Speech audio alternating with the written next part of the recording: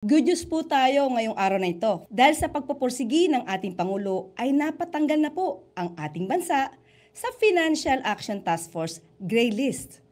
Ano po ba ang ibig sabihin nito?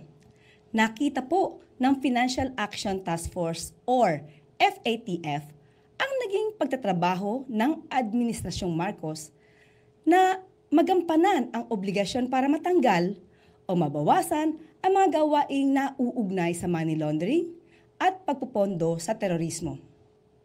Ano po ba itong FATF? Isa itong independenteng organisasyon na binubuo ng 39 na miyembro na nagtatakda ng mga international na pamantayan upang labanan ang money laundering at ang propaganda ng terorismo. May mga bansa po na nailalagay sa blacklist or gray list. Kapag blacklist, ibig sabihin ay may significant strategic shortcomings o sobrang kakulangan upang sugpuin ang money laundering at terrorist financing. At kapag nasa gray list, ito ang mga bansang actively working with FATF para ma-improve ang anti-money laundering processes at kailangan na magawa ang mga action plans at rekomendasyon sa natatakdang panahon para maialis sa gray list.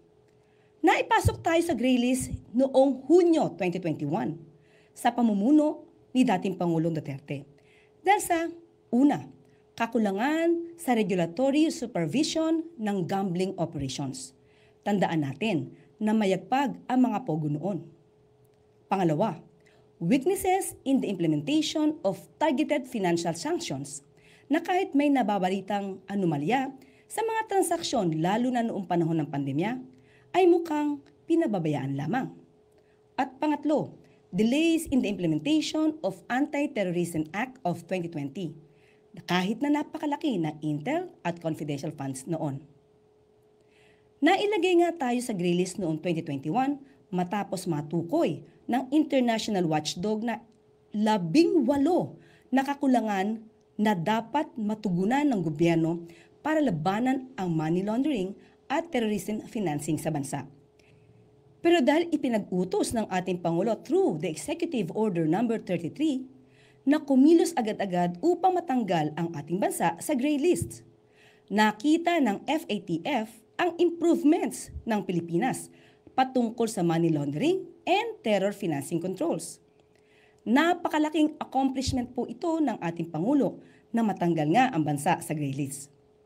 Kapag ka po ang bansa ay nailista sa gray list, mahihirapan po ang ating mga OFW sa kanilang mga remittances. Pati na po ang transaksyon pinansyal ng bawat isa o ng bansa ay maaari pong hindi payagan. Mahihirapan din po tayo makakuha ng foreign investors. Kaya dahil natanggal po tayo sa gray list, hindi na po tayo mahihirapan, lalong-lalo na ang ating mga OFW na magpadala ng kanilang remittances dahil maiiwasan na po ang pagbabayad ng napakalaking fees at madali na rin po sa atin ang mag-inganyo ng mga foreign investors. Kakayanin natin, lalo na ng Pangulo, na linisin ang mga kalat na naiwan sa atin ng nakaraang administrasyon.